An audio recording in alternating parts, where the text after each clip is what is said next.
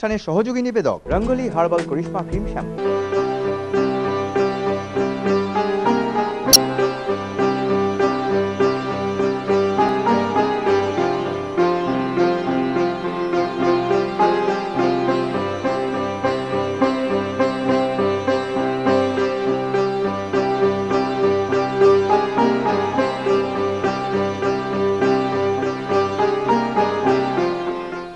নমস্কার, আমি সুব্রত গঙ্গোপাধ্যায়, চিত্রকর। আমি আমার কিছু গল্প, আমার কিছু ছবি আঁকার অভিজ্ঞতা, আমার জীবনের কিছু অংশ আমি আপনাদের কাছে একটু বলবো, আপনারা শুনুন। আমি খুব ছোট বয়সে আমার মনে আছে, আমি তখন আমার মা, আমি খুব দুষ্টু ছিলাম আসলে। আমার ছোট ভাই তখন হসপিটালে, মা ছোট ভাই হবে, তো মা আমাকে যখন দুষ্টমি করতাম তখন আমাকে এই একটা চক পেন্সিল কিছু দিয়ে হাতে দিয়ে দিতেন। সেটাতে হতো কি, আমি যা আমার দেখতাম, যাকে ভালো লাগতো, কেউ হয়তো আমাকে ছোট বয়সে আদর করেছে, তাকে আমি আমাদের একটা বিশাল দালান ছিল, তো ওই দালানে আমার যত মনের কথা আমি ছবি এঁকে বুঝিয়ে দিতাম। মানে নিজেকেই ওটা একটা রিলিফ হতো আমার। ধরুন কেউ আমায় বকেছে, কেউ আমায় ভালোবেসেছে, সবই কিন্তু আমার ওই ক্যানভাসে, ওই দালানটার ওপর চক দিয়ে আমার আঁকা থাকতো। একটা কোনো গাড়ি দেখলাম, একটা কোনো নতুন মানুষ দেখলাম, সব কিছুই, কোথাও একটা বাঁদর খেলা দেখলাম, এনিথিং যেগুলো আমার ছোট বয়সে বাচ্চাদের যেটা খুব ভালো লাগতো, সেইগুলো আমি কিন্তু এঁকে এঁকে নিজে বেশ একটা তৃপ্তি পেতাম। যদিও তখন আমার ছোট বয়সে আঁকা আমার কিছু কিছু মনে আছে, যে আমি কতটা পারফেকশন ছিল না ছিল সেটা কিন্তু আমি এখনো মনে করতে পারি।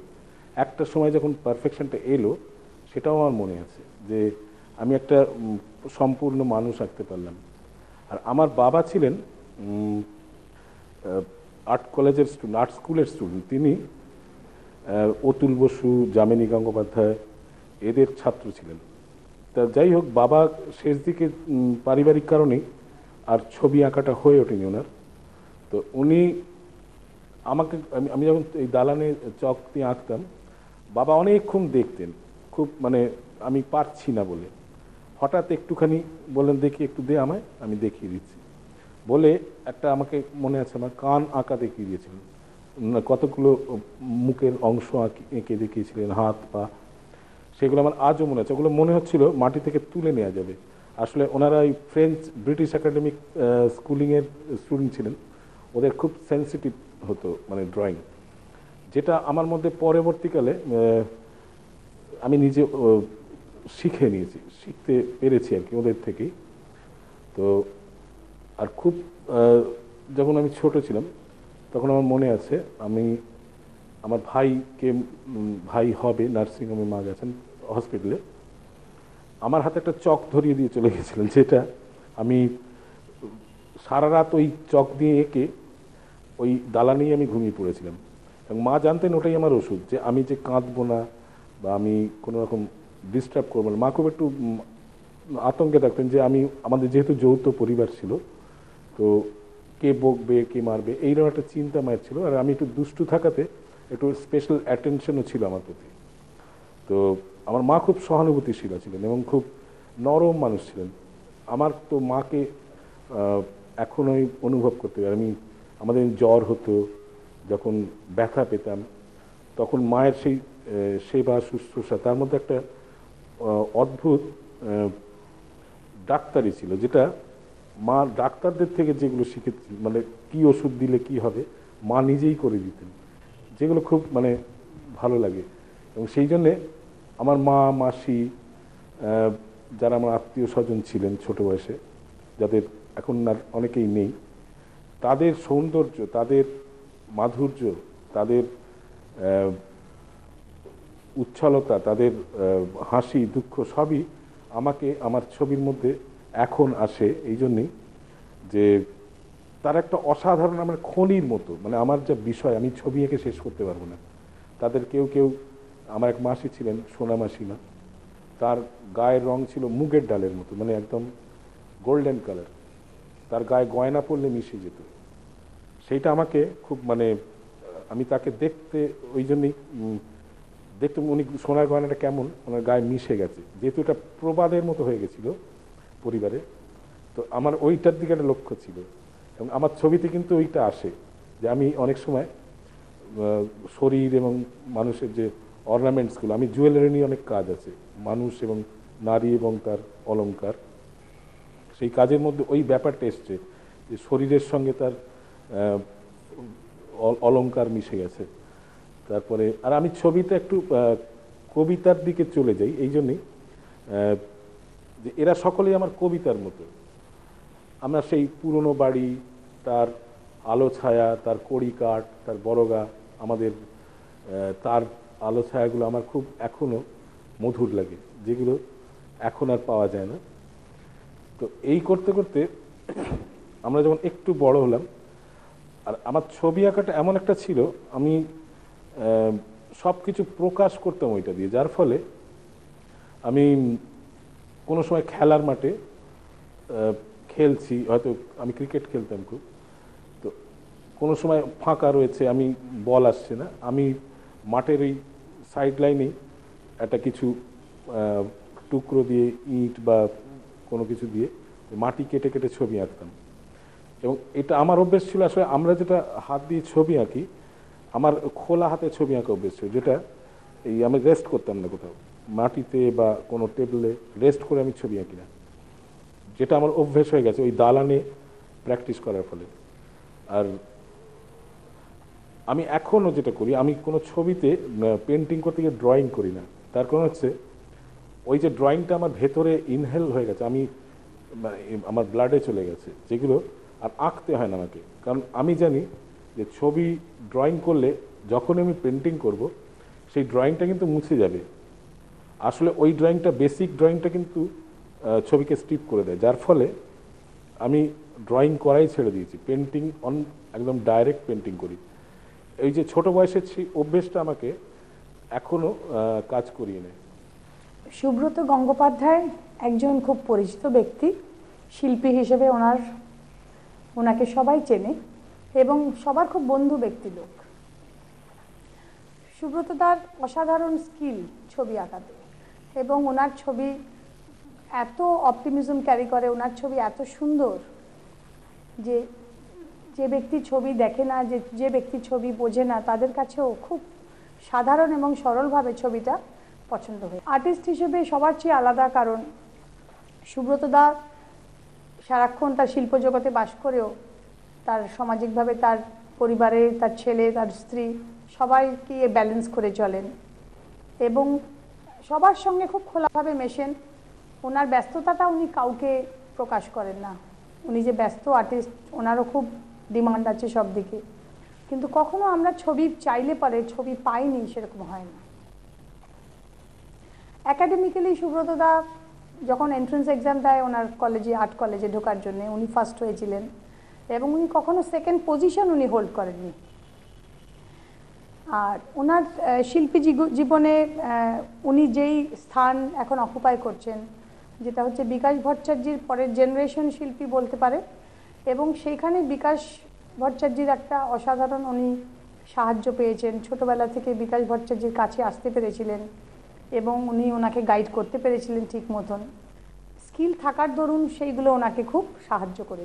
মানুষ হিসেবে যখন উনি পাঁচজন লোকের সঙ্গে, ব্যক্তির সঙ্গে মেশেন, তখন সকলে ওনাকে খুব ভালোবাসে, কারণ উনি খুব খোলাভাবে সবার সঙ্গে মিশতে পারেন, কথাবার্তা বলতে পারেন, এবং উনি হাসি ঠাট্টা খুব ভালোবাসেন এবং হাসি ঠাট্টার মধ্যে কোনো পারভার্সন থাকে না, সবসময় একটা অপটিমিজম ক্যারি করে এবং উনি যেখানে যান একটা বেশ ভালো জমাটে আড্ডা বসে যায়। ওনার এই যে পারিবারিক সৌন্দর্যটা, এটা একটা ওনার ছবির মধ্যেও প্রকাশ পায়, কারণ ওনার ছবিতে সবসময় সব কিছু খুব সুন্দর থাকে, কখনো কোনো অসুন্দর যেটা শিল্পীর ছবিতে প্রকাশ পায় সাধারণত, সেটা কিন্তু ওনার ছবিতে সব কিছুই এত সুন্দর যে বোঝা যায় যে এনার সামাজিক, ওনার পারিবারিক জিনিসটা খুবই ব্যালেন্সড এবং সুন্দরভাবে উনি চালাতে পারছেন।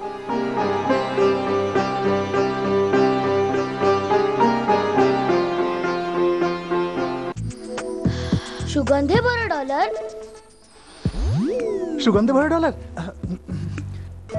আমি বলছিলাম কি সুগন্ধি ভরা ডলার তাই না? ডলার ক্লাবের আসল ফ্রেশ অফার এখন প্রতিটি ডলার ক্লাব ইনার ব্যারের সাথে সিনথলের 17 টাকা বালা সাবান একদম বিনামূল্যে। আমরা রয়েছি রায়গঞ্জের বিধান মঞ্চে। আমরা যখন এখানে পৌঁছলাম ট্যালেন্ট সার্চের জন্য, কি বিপুল উন্মাদনা।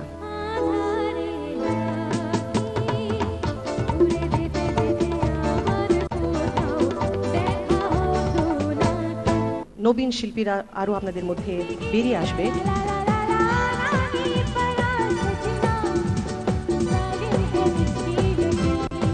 এর থেকে আরো অনেক ভালো গাইতে পারি।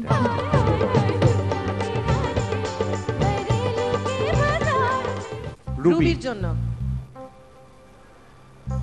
পৌলমী।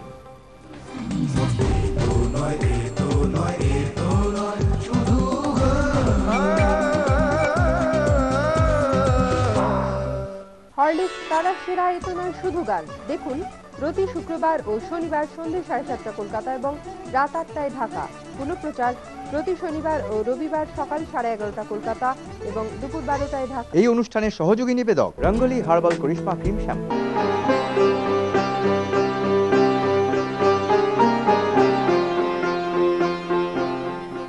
আমার বাবাকে মনে আছে, আমার বাবা খুব স্নেহপ্রবণ ছিলেন। আমাদের কখনো উনি বকতেন না, কোনো রকম ব্যথা দিতেন না, ভীষণ ভালোবাসতেন।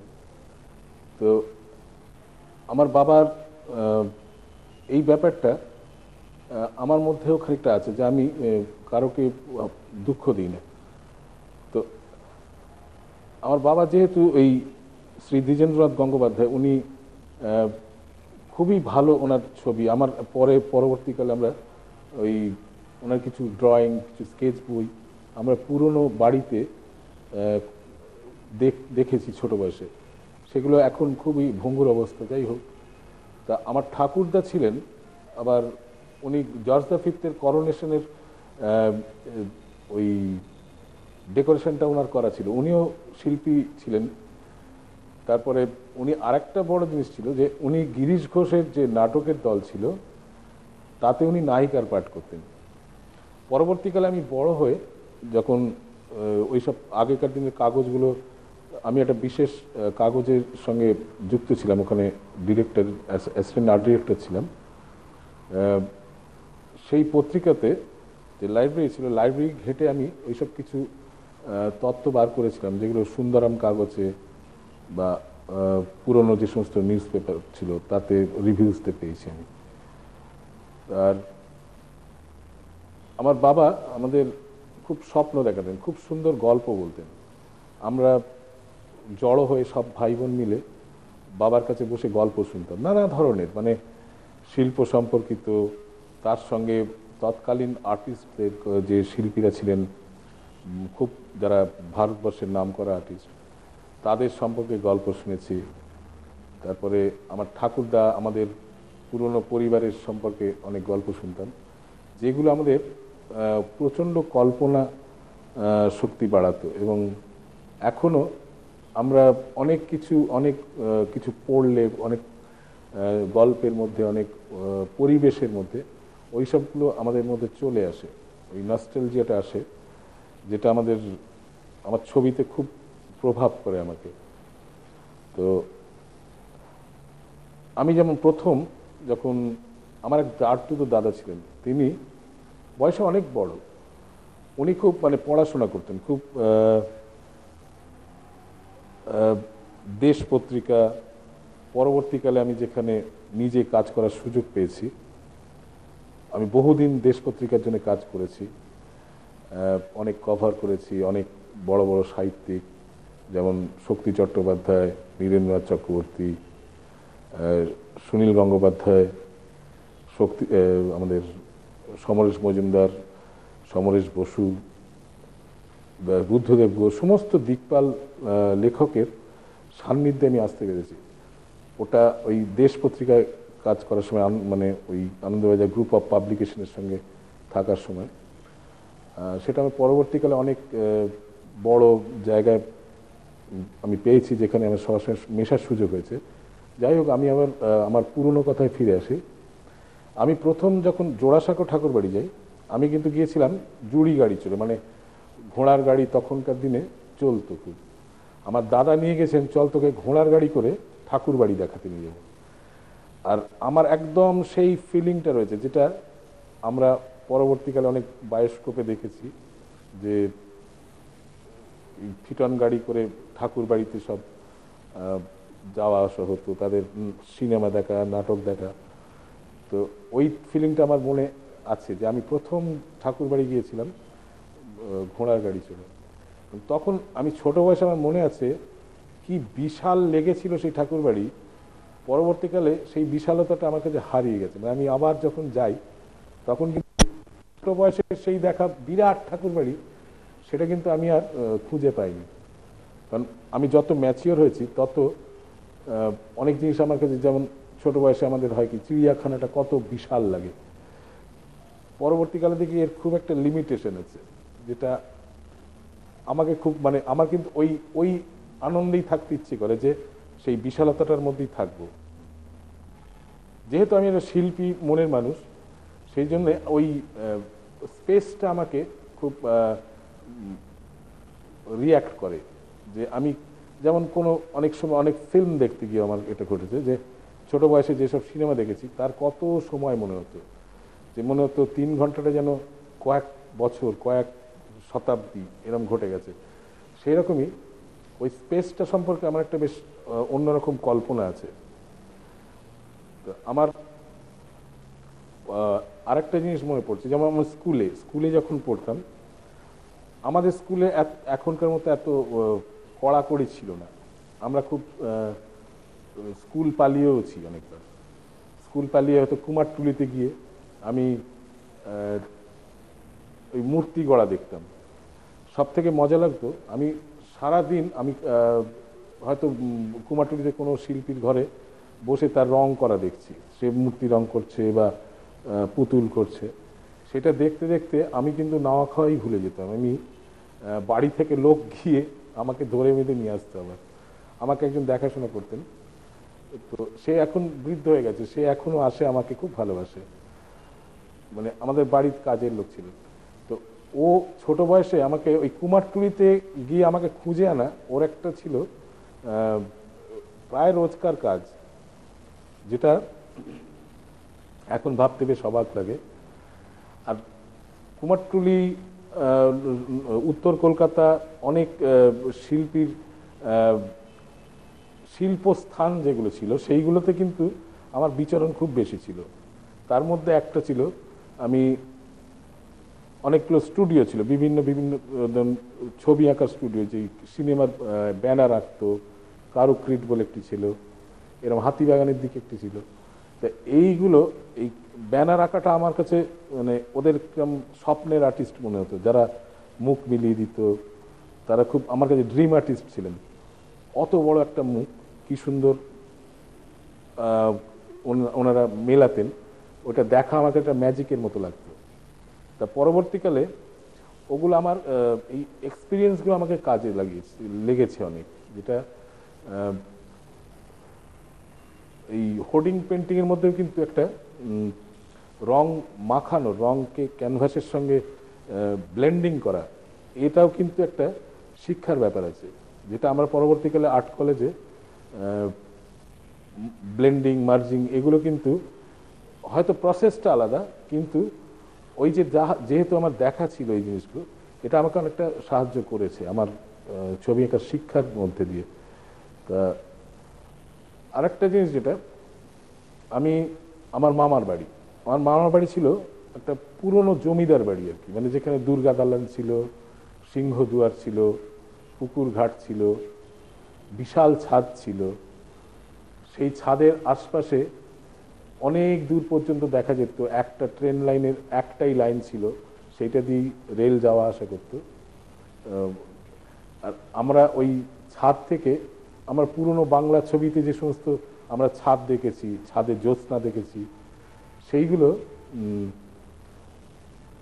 আমার নিজস্ব একান্ত নিজস্ব অনুভূতি, যেগুলো আমি কোনোদিন কারোকে বোঝাতে পারিনি, যে মনে হচ্ছে আমি খুব ঈশ্বরের কাছাকাছি চলে গিয়েছি। কারণ ওই জ্যোৎস্না এবং তার বুনো যে রং, তার জ্যোৎস্নার যে জোয়ার, যে একটা অন্যরকম মাদকতা আছে, সেটা কিন্তু ওই ছাদে না দাঁড়ালে বোঝা যায় না, বা ওই পরিবেশে না থাকলে বোঝা যায় না। অনেক সময় বিভূতিভূষণের কথা মনে করায়, সেই লফটুডিয়ার জঙ্গলের কথা।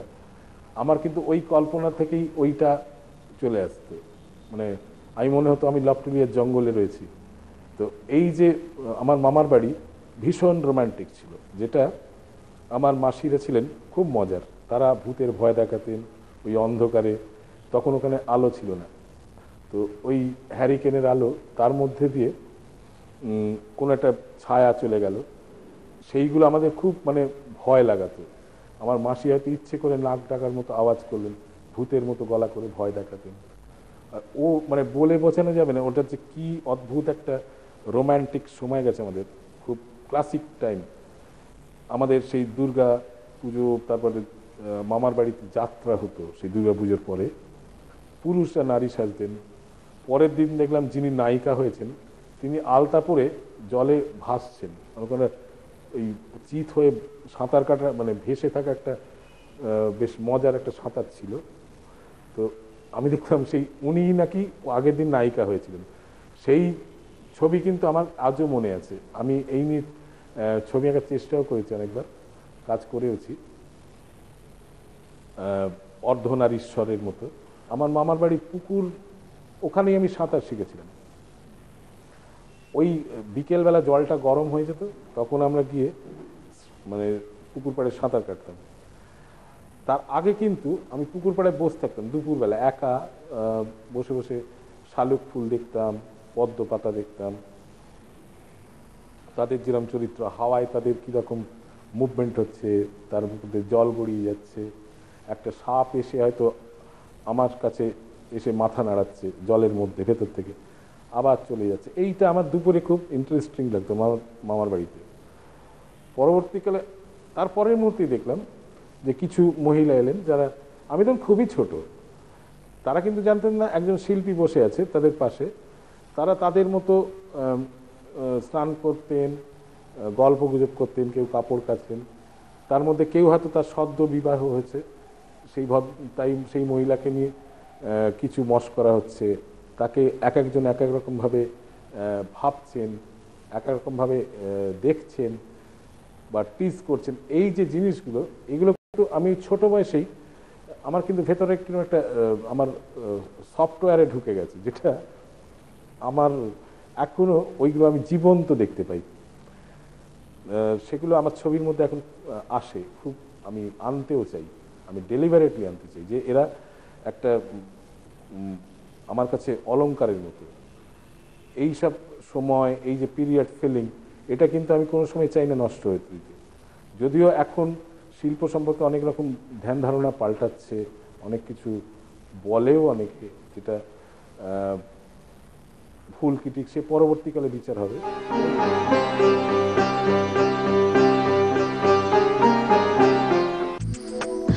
সুগন্ধে ভরা ডলার, সুগন্ধে ভরা ডলার। আমি বলছিলাম কি, সুগন্ধি ভরা ডলার, তাই না? ডলার ক্লাবের আসল ফ্রেশ অফার, এখন প্রতিটি ডলার ক্লাব ইনারওয়্যারের সাথে সিন্থলের 17 টাকাওয়ালা সাবান একদম বিনামূল্যে।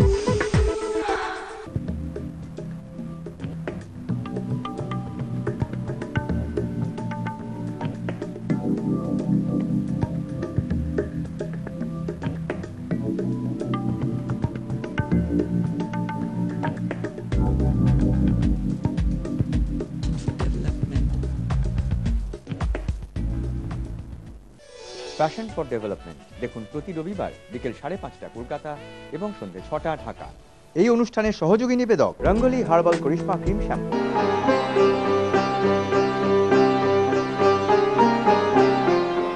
সুব্রত ছবির বিষয়বস্তু হচ্ছে, সুব্রত একটা ইন্টিমেট একটা স্পেস তৈরি করে, যেই স্পেসটা সে বিচরণ করে, যেই স্পেস, এবং সেই স্পেসটা হচ্ছে তার শহর, কলকাতা শহর। এবং তাতে সে বাস করেছে মোটামুটি তার জন্মের পর থেকে, সে বড় হয়ে উঠেছে একটা উত্তর কলকাতায়, বিকাশদার মতনই। এবং সেখানে এই উত্তর কলকাতার সাথে সাথে গলি, নোনা ধরা দেওয়াল, অন্ধকার ঘুপচি ঘর, সেখানে সে কিন্তু দূর থেকে কোনো গেজ দিয়ে দেখেনি, সেখানে সে কোনো দূর একটা স্পেস থেকে সে দেখেনি, সেখানে তার একটা ইন্টিমেট, তার একটা বিচরণ ছিল, সেই স্পেসগুলো সে জানতো, আশেপাশের মানুষগুলোকে সে চিনত, এবং এরা হচ্ছে তার প্রিয় সাবজেক্ট, এরা হচ্ছে তার প্রিয় প্রোটাগনিস্ট, এদের ছবি সুব্রত এঁকেছে, এবং তার জন্য সে ব্যবহার করেছে এই একাডেমিক রিয়েলিজমের মডেলটা, যেখানে সোর্স অফ লাইটটা খুব ডিস্টিংক্ট। এখন সুব্রতকে আমি কীভাবে পজিট করবো? সুব্রত মোটামুটি এখন একটা সিনিয়রের দিকে এগোচ্ছে, সে একজন ইভলভিং, আমি তরুণ বলতে পারি না, he is not a young artist. তার পজিশনটা কোথায়? How do we posit Subrata as a painter in the country Indian art? Subrata certainly, Subrata কোনো ডিসজাংচার না, সুব্রত কোনো রাপচার নয়, কোনো ইন্ডিয়ান আর্টে কোনো রাপচার নেই, কিন্তু সুব্রত একটা কন্টিনিউটি, একটা ট্র্যাডিশন ধরে রেখেছে, এবং সেটাই বারবার যেটা বলছি, যেটা রিটারেট করছে একটা একাডেমিক রিয়েলিজমের জায়গাটা। তার সাথে সুব্রত মিশিয়েছে কোনো সুরিয়ালিটির কোনো ইমেজ বা সুরিয়াল কোনো আধাবাস্তব বা আধাভৌতিক কোনো জগৎ না, সেখানে সেটা লিরিক্যাল কন্টেন্ট নিয়ে এসছে প্রচণ্ড একটা সহানুভূতির সাথে, একটা সহমর্মিতার সাথে, এবং ওর ছবিতে একটা কবিতা রয়েছে, একটা পোয়েটিক কন্টেন্ট রয়েছে। কিছু কিছু ছবিতে আমি দেখেছি তাতে একটা পলিটিক্যাল স্টেটমেন্ট থাকে, এবং তাতে ওর কিছু নিজের একটা, যদিও ও নিজে একটা অ্যাপলিটিক্যাল স্ট্যান্ড নিতে সে ভালোবাসে, কিন্তু তারও একটা পলিটিক্যাল একটা স্টেটমেন্ট ওর কিছু কিছু ছবিতে আছে, যেখানে সে সোচ্চার আশেপাশের ঘটনার ওপর, ভায়োলেন্সের ওপর, এই ডেকাডেন্সের ওপর, এই ডেকাডেন্সটাও সুব্রত ছবিতে ভীষণভাবে সে উঠে আসে, এবং যার মার্কার হচ্ছে সেই ঘুপচি দেওয়াল, অন্ধকার, সরু গলি, একটা কার্নিশের ধারে কোনো একটা অরক্ষণীয়া মেয়ে কোনো একটা বিষণ্ণ বিকেলবেলায় দাঁড়িয়ে আছে, তিনটে মেয়ে একসাথে, তিনজন মেয়ে, তাদেরও খুব ভালোভাবে চেনে, এবং এই ইন্টিমেসি সে তৈরি করছে ভিসাভি শহরের সাথে। আমরা দূর থেকে কোনো একটা ছবিতে দেখতে পাচ্ছি শহরটা দূরে মিলিয়ে যাচ্ছে, এবং সেই শহরটা, সেই কলকাতা, সেই চেনা গলিগুলো, এবং তার মধ্যে খুব নিবিড়ভাবে একটা স্পেস, একটা খুব পোয়েটিক স্পেসও তৈরি করে একাডেমিক রিয়েলিজমের সাহায্যে। এবং সুব্রত এই যে এই একাডেমিক রিয়েলিজম, যে এই আর্ট কলেজের এই যে ধারাটা, এই যে কন্টিনিউটিটা, সুব্রত কিন্তু খুব দক্ষতার সাথে ধরে এসছে। শিল্পের মধ্যে আমার মানুষের যে আন্তরিক চাহিদা রয়েছে, যে মনের আসল চাহিদা থাকে, আসল মানুষের কাছেই ফিরে আসে, যে সে যেখানেই থাকুক, ধরুন একটা মরুভূমিতে চলে গেল, কিন্তু সে ফিরতে চায় আর একটা জীবনের কাছে, সেই জন্য মানুষের কাছেই মানুষকে আসতে হয়, বা প্রকৃতির কাছে মানুষকে আসতে হয়। তো সেইটা কিন্তু আমি আজ খুব গভীরভাবে অনুভব করি, সে বলে বোঝানো যাবে না। তো যেহেতু সেই কারণেই আমার বিষয়বস্তু কিন্তু আমার মানুষজন, আমি যাদের থেকে বড় হয়েছি, যাদের ভালোবাসা পেয়েছি, যারা আমাকে ঘৃণা করেছেন, যারা আমাকে ভালোবাসেন, যারা আমাকে অপছন্দ করেন, সকলেই কিন্তু আমাকে বড় করেছেন। কারণ ঘাত প্রতিঘাত যদি না থাকে, তাহলে কিন্তু আমার কোনো বাড় বৃদ্ধি হবে না। আর সবসময় যদি আমি আমার তোষামত পাই, তাহলে কিন্তু আমার কোনো বাড় বৃদ্ধি হয় না। এটা আমি নিজে অনুভব করি, নিজেকে আমি অ্যানালিসিস করি, যে আমি একটু পোস্টমর্টমও করি আমার ব্যাপারটাকে। তো এই করে করে কিন্তু আমি ছবির একটা মাত্রা তৈরি করতে পেরেছি। আরেকটা জিনিস যেটা আমি বহুদিন ধরে আমার কর্মজীবন, তারপর আমি আর্ট কলেজে তো পড়লাম। আর্ট কলেজ আমার কাছে একটা অদ্ভুত রকমের, আমার দাদা হচ্ছেন কমলাক্ষ গঙ্গোপাধ্যায়, উনি, আর আমরা বাবা খুব অল্প বয়সে মারা গেছেন। আমার তখন বোধহয় আমি ক্লাস 7-এ পড়ি, আমার বাবা মারা গেছিলেন। তারপর থেকে আমার বড় দাদা, এবং উনি সংসারের দায়িত্ব নেন। তারপরে আমার মা আমাদের খুব যত্ন করে মানুষ করেছেন, যেটা আমাদের যাতে পড়াশোনার কোনো বিঘ্ন না হয়, কোনো রকম। মা কিন্তু চাইতেন আমার ছেলেরা বড় হোক। আমরা দেখেছি মাকে গয়না বিক্রি করতে, হঠাৎই আমাদের অবস্থাটা খারাপ হয়ে যাবে, এবং মাকে যখনই কেউ এই প্রশ্নটা করতো, তুমি গয়নাগুলো বিক্রি করে দিচ্ছ, মা বলল, আমার গয়না আমি তৈরি করছি। এবং পরবর্তীকালে আমরা যখন বড় হয়েছি, তখন কিন্তু মাকে সেইগুলো ফিরিয়ে দেওয়ার চেষ্টা করেছি, যেটা আমার আনন্দ লেগেছে, যে আমি মাকে সেই হাসিটা দেখতে পেয়েছি, যেটা উনি চেয়েছিলেন, যে আমরা বড় হব, আমরা নিজের পায়ে দাঁড়াবো, প্রতিষ্ঠিত হব, সম্মান পাবো। সেইটা কিন্তু উনি ভীষণবার, উনি একটা অদ্ভুত আলোকপ্রাপ্ত মহিলা ছিলেন, খুব আধুনিক মানসিকতার মহিলা ছিলেন, যেটা খুব কম মানুষের মধ্যে দেখা যায়। এবং উনি খুব সিম্পল মানুষ, খুব মহিলা, কিন্তু তার থিঙ্কিং ছিল, উনি এই আসলে রবীন্দ্রনাথ তার গুলে খাওয়া ছিল, তার পড়াশোনাটা ছিল খুব উচ্চ মার্গের, যেটা আমরা অনেক উঁচু বয়স ক্লাস অবধি মায়ের কাছে বাংলা পড়েছি। মা খুব ভালো বাংলার শব্দ, খুব ভালো একটা ডিকশনারি ছিল আমাদের কাছে আসলে। আর ওনার রুচির মানে অদ্ভুত একটা পরিশীলিত রুচি ছিল, যেটা আমরা কোনো অবান্তর কথা বললে, কোনো অপ্রাসঙ্গিক কথা বললে উনি কিন্তু খুব খুশি হতেন না। তারপরে ওনার যেটা শাস্তি ছিল আমাদের, সেটা আমরা যদি কোনো রকম অপরাধ করতাম, মা কিন্তু আমাদের কখনো বকেনি, মারেনি, মানে মা নীরব হয়ে যেতেন, কথার উত্তর দিতেন না। সেটা হচ্ছে কি, সেটা আরও ব্যথার, যে মা আমার সঙ্গে কথা বলছে না, যাকে আমি সব থেকে বেশি ভালোবাসি তিনি আমার সঙ্গে কথা বলছেন না। এর থেকে বড় দুঃখবোধ আর পৃথিবীতে কিছু হয় না, যেটা আমাকে পরবর্তীকালে আমি দেখেছি। আমি ছেলেদের ক্ষেত্রেও, আমার ছেলেরা এখন একজন আর্ট কলেজে পড়ছে বড়, আরেকজন হায়ার সেকেন্ডারি পরীক্ষা দেবে। তো দুই ছেলে আমার, সৃঞ্জয় গঙ্গোপাধ্যায় আর সাগ্নিক গঙ্গোপাধ্যায়, বড় ছেলে। এদের কিন্তু আমি একটা জিনিস আমার মনে আছে, আমার মা ছোট বয়সে আমাদের যেহেতু মারতেন না, আমরা যখন আমার ছেলেকে বকেছি তখন মা কিন্তু খুব রাগ করতেন, যে তুই এদের থেকেও দুষ্টু ছিলি, আর তুই নিজেকে দেখে নিজে ভয় পাচ্ছিস, যেটা যার জন্য তুই ওকে বকছিস, যে তুই কি ছিলি সেটা তুই চোখের সামনে তুই দেখছিস, এবং সেটা তোর আয়না আর কি। ও হচ্ছে তোর আয়না, তুই ওকে দেখে ভয় পাচ্ছিস, আসলে তুই নিজেকে দেখছিস। তো যাই হোক, এখন আরেকটা জিনিস আমার মনে পড়ছে, আমি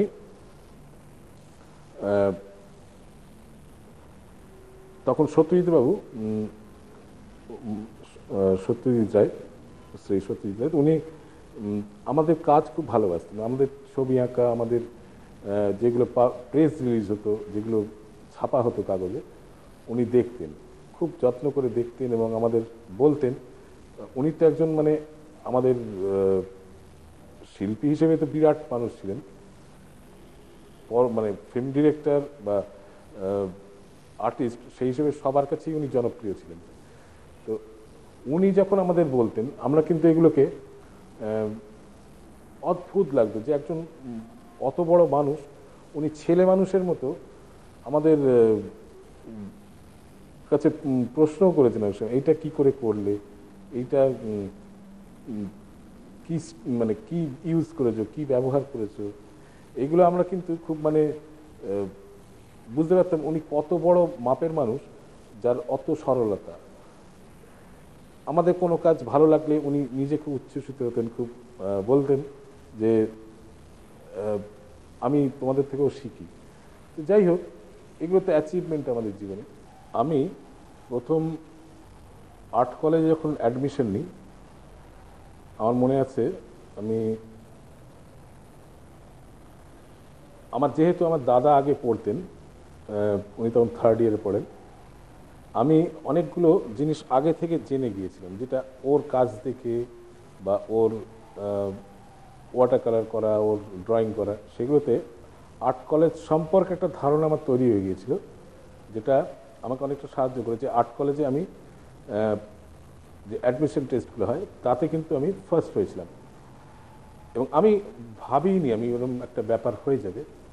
কিন্তু কাজটা আমি করেছিলাম খুব অদ্ভুত। যেমন আমাদের নর্থ ক্যালকাটায় অনেক পার্কে রাত্রিবেলা মোমবাতি জেলে তাস খেলা হতো আর কি, সেইরকম একটা ওয়াটার কালার আমি করেছিলাম, যেটা তখন যিনি ভাইস প্রিন্সিপাল ছিলেন জগদীশ রায়, উনি রেখে দিয়েছিলেন তার কাছে।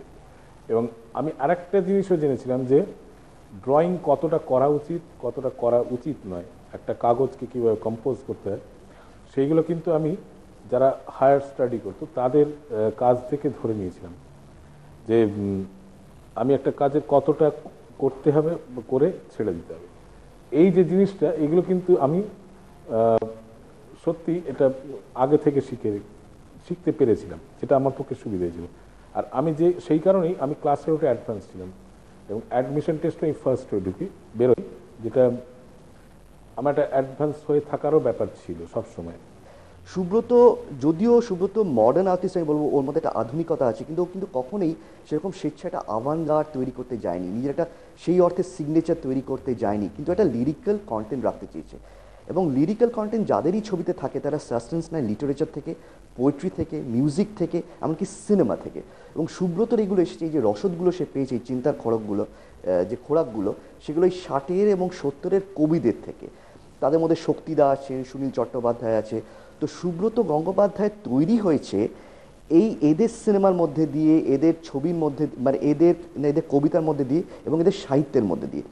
সিনেমার মধ্যে যেমন তার উল্লেখযোগ্য, সে ভীষণভাবে সে একসময় সে বিদেশি ছবিও দেখতো, দ্য বার্গম্যান তার প্রিয়, না তার কুরোসাওয়া তার প্রিয়, এবং দ্য সেম টাইম যে ইন্ডিয়ান ফিল্ম মেকার্স আদুর, সত্যজিৎ রায়, মৃণাল সেন, সে বারবার সে ফিরে গেছে তাদের কাছে, এবং তাদের থেকে সে তার ওই লিটারারি কন্টেন্ট বা পোয়েটিক কন্টেন্ট সে তার ছবিতে নিয়ে এসছে। এবং সুব্রতর যে স্পেসটা, যে ইন্টিমেট স্পেসটা যেটা আমরা দেখছি, সেই স্পেসটা আমি একটা খুব ভালো, একটা খুব সরলভাবে এটা বুঝিয়ে দিই। দু রকমের গেজ হয়, একটা হয় ইন্টিমেট গেজ, একটা হয় ট্রাভেলার্স গেজ। আমরা এক ধরনের গেজ দেখেছি, যেমন আমি যদি বলি VS নায়পলের সাহিত্যে, সেখানে VS নায়পল যেদিন বম্বেতে নামলেন, সেদিন উনি ডেসক্রাইব করছেন প্রথম ছত্রে এবং প্রথম প্যারাগ্রাফটা বম্বের ওই হিট, ডাস্ট, ধুলো, এবং সেখানে তিনি ওই ভারতীয় শহরের ওই রাস্তাটি উনি ডেসক্রাইব করছেন full of smoke, full of sleaze, full of dust. কিন্তু সুব্রত কিন্তু এইভাবে তার শহরটাকে ধরতে চায়নি, সুব্রত কিন্তু এইভাবে তার প্রিয় শহরটাকে ধরতে চায়নি। সে তার প্রিয় শহর কলকাতাটাকে ধরেছে একটা প্রচণ্ড সহমর্মিতায়, ভালোবাসায়, কারণ সুব্রত এর সাথে ইন্টিমেটলি, খুব নিবিড়ভাবে তার যোগ ছিল।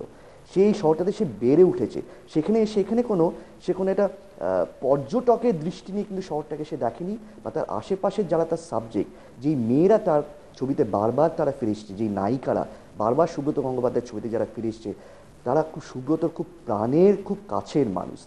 তাদের সুব্রত দূর থেকে কোনো কোনো গেজ দিয়ে, কোনো মেল গেজ বা কোনো অন্য কোনো সাবভার্টিভ গেজ বা কোনো ট্রাভেলার্স গেজ দিয়ে, তাদের সেই গেজ দিয়ে তাদের দেখেনি। তাদের সাথে তার একটা নিবিড় সম্পর্ক রয়েছে, এই সম্পর্কগুলো আমরা ছবিতে পাই। এবং যার কথা আমি বারবার বলছিলাম, একাডেমিক রিয়েলিজমের কথা, আপনারা এই ছবিটা দেখলে বুঝবেন এখানে সোর্স অফ লাইটটা খুব ডিস্টিংক্ট, আর এখানে সুব্রত একটা প্লেফুলনেস তৈরি করেছে। মেয়েটা যখন ওই গায়ের ওই আস্তরণটা যখন সে খুলে ফেলছে, এবং তার মধ্যে তার একটা ওই যে সেন্সুয়ালিটি, তার মধ্যে যে সেলিব্রেশন, যে আগে তার এই যে পড়ে থাকার যে আনন্দটা, তার মুখে, তার অভিব্যক্তি সব জায়গায় সে ফুটে উঠছে। এবং সেটা সে প্রচণ্ড দক্ষতায়, এটা একটি অয়েল পেইন্টিং, প্রচণ্ড দক্ষতায় সে লাইট অ্যান্ড শেড দিয়ে, যেটাকে আমরা কিরোস্কুরো বলি, সেই ইউরোপিয়ান রিয়েলিজমের সেই মডেলটা ও ধারণ করে এই ছবিটারও জন্ম দিয়েছে।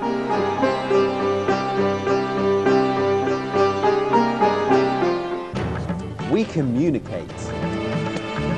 No matter in which language. In English. With the world.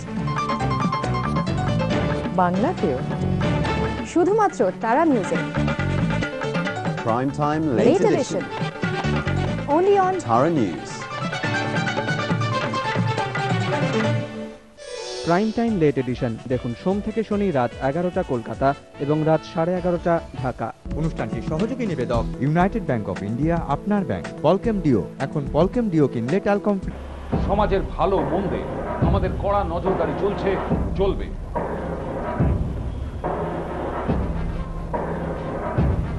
আমাদের চোখ খোলা আছে, হাত বাঁধা নেই। তাই অসহায় বিপন্ন মানুষের পাশে আমরা ছিলাম, আছি, থাকব।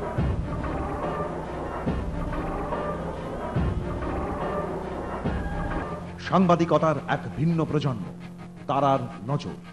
তারার নজর দেখুন সোম থেকে বৃহস্পতি রাত্রি 10:30 কলকাতা এবং রাত্রি 11টা ঢাকা। অনুষ্ঠানটির সহযোগী নিবেদক Horlicks lite, zero added sugar, zero cholesterol, আর আমার জন্য জিরো লিমিট, রূপা ফ্রন্টলাইন, ये स्टाइल का मामला है, DP electronics, the complete mobile mall, Rupa footline, fashion at your feet, Sethi group of diagnostic centre. এই অনুষ্ঠানের সহযোগী নিবেদক Rangoli herbal Karishma cream shampoo.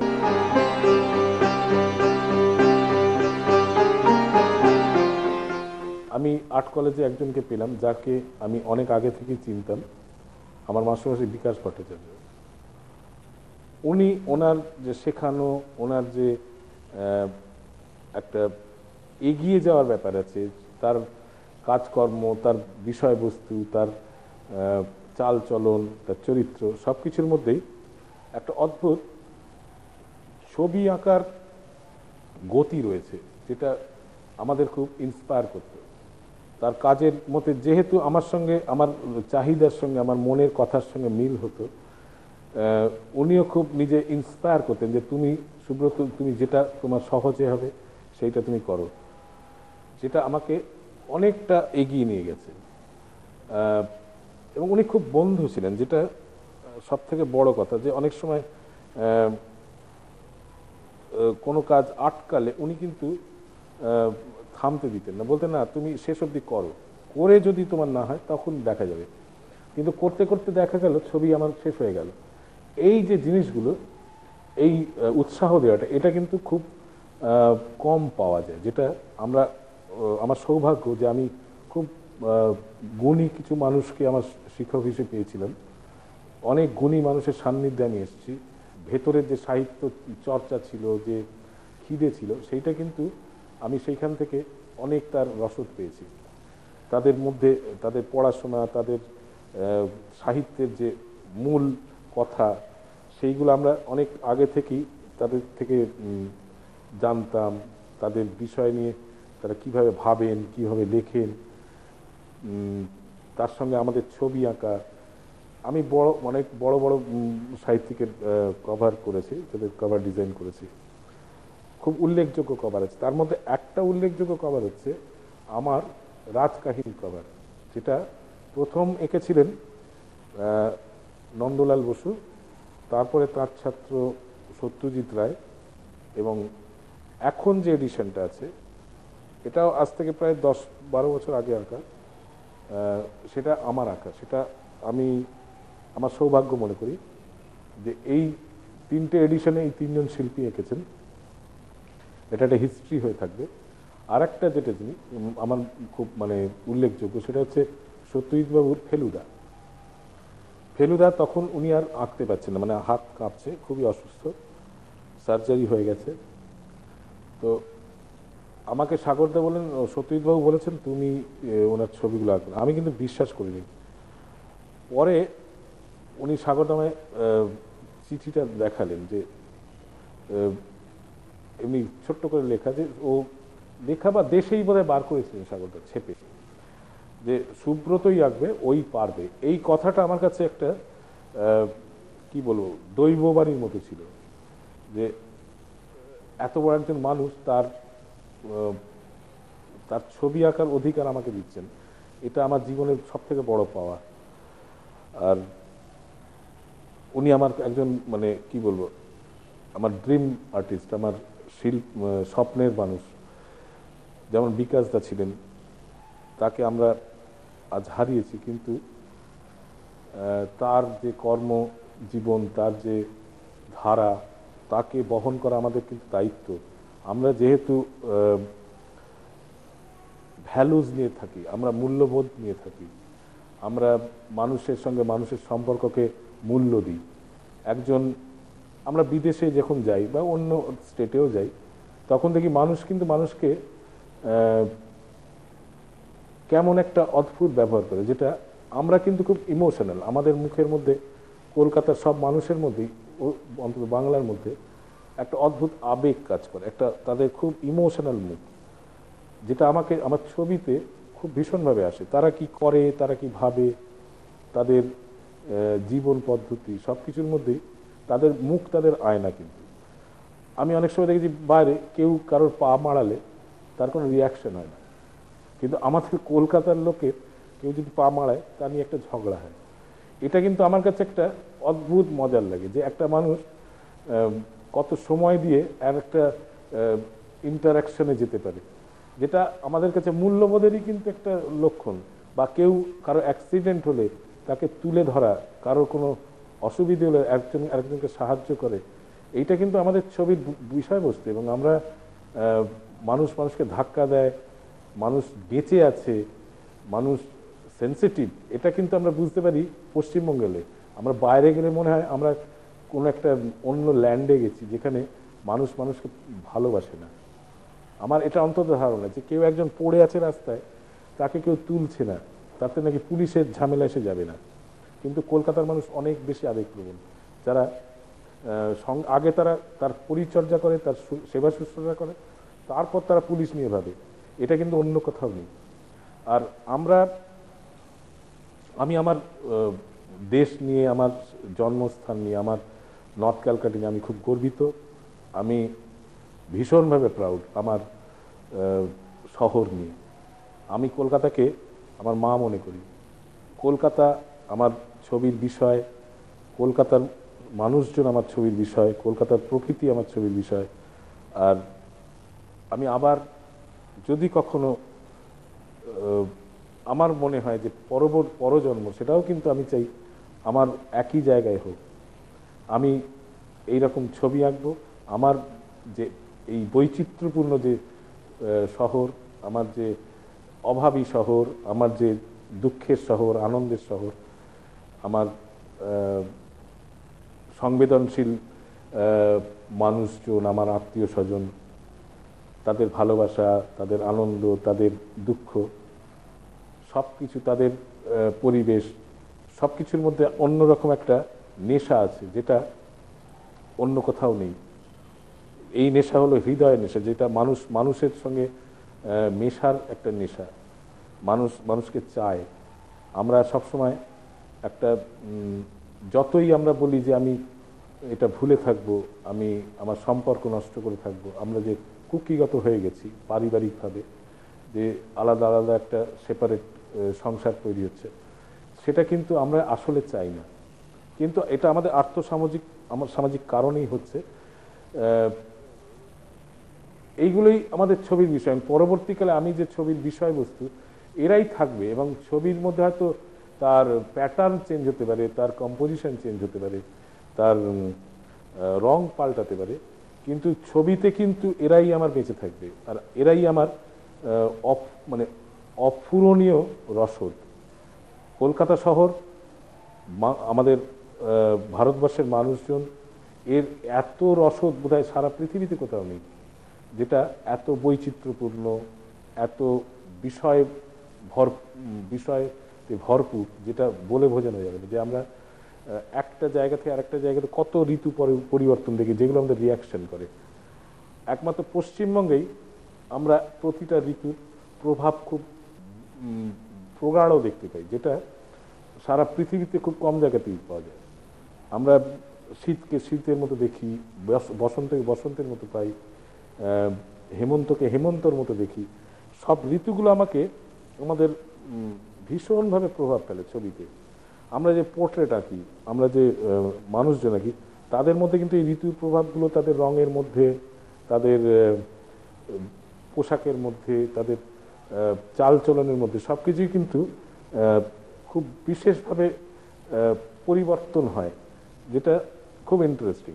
পরবর্তীকালে হয়তো আরও বেশি, আমি ঠিক সুরিয়ালিজম করি না, আমি খুব এক্সপ্রেশনিস্টিক। আমি নিজে খুব মানুষের খুব মনের ভেতরের যে একটা আলোড়ন হয়, তার ভেতরের যে এক্সপ্রেশন, অব্যক্ত যে তার কথাবার্তা, সেইগুলো কিন্তু আমার ছবির বিষয় হয়। এবং আমি এটাকে আরও চর্চা, এর কোনো শেষ পাচ্ছি না। এর অনেক অনেক দিক আছে। এইগুলো নিয়ে কাজ করতে করতেই মনে হয় আমার জীবন কেটে যাবে।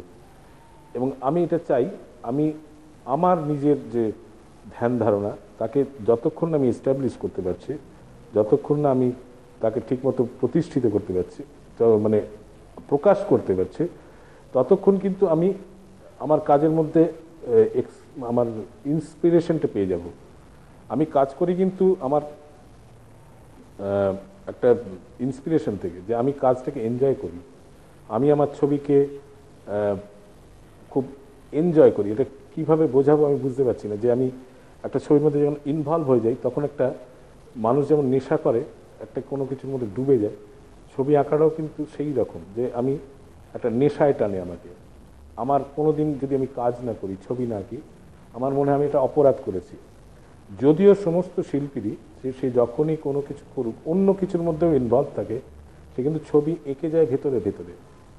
সেইটা কিন্তু একটা বিরাট ব্যাপার। ওর মধ্যেও যে আমার অনেক ছবি তৈরি হচ্ছে, সেটা কিন্তু অনেকেই জানে না। আর কোন ছবির যে কোনটা রুট, কেউ জানে না। আমি একটা ছবি শুরু করতে গিয়ে দেখি সে আর একদিকে চলে গেছে। তার কারণ ছবি আঁকার সময় একটা অন্যরকম তৈরি হয়, আদান প্রদান তৈরি হয়, যে ক্যানভাসে আমি ছবি আঁকছি সে বলতে থাকে যে তুমি এই সমস্যাটা তৈরি করেছো, এর এই দিকে সমাধান, এই রং ব্যবহার করো, এই ফর্মে যাও। এই যে জিনিসগুলো, এইগুলো কিন্তু একটা ছবিকে বয়ে নিয়ে যায়। এবং ঠিক যেমন আমরা সেতার সরোদ শুনি, একটা ক্লাসিক্যাল ইনস্ট্রুমেন্ট বাজনা শুনি বা একটা গান শুনি খেয়াল, ঠিক তেমনই ওই একটা আলাপ, তার মধ্যে ঝালা, নানা রকম যে পর্যায়গুলো আছে ছবির মধ্যে, কিন্তু ছবি আঁকাটাও ঠিক ওই রকমই একটা বাজনা বাজানোর মতো, একটা পুরোটাই একটা রাগ, একটা কবিতা লেখার মতো, একটা পুরোটাই একটা কবিতা। সুতরাং ছবিকে কখনো সারফেস থেকে দেখতে নেই। সব ছবিরই একটা সূত্র থাকে যেখানে যেটা মানুষকে টেনে নিয়ে আসে, মানুষকে বলে কাছে এসো, আমায় দেখো, তার ভেতরে যাও। ছবি একটা অন্য ভাষা, সে নিজে নিজের কথা বলে, তাকে সাহিত্য দিয়েও বোঝানো যায় না, তাকে কোনো মিডিয়া দিয়েই বোঝানো যাবে না, যে যেহেতু সে নিজে একটা ইটসেলফ একটা ল্যাঙ্গুয়েজ।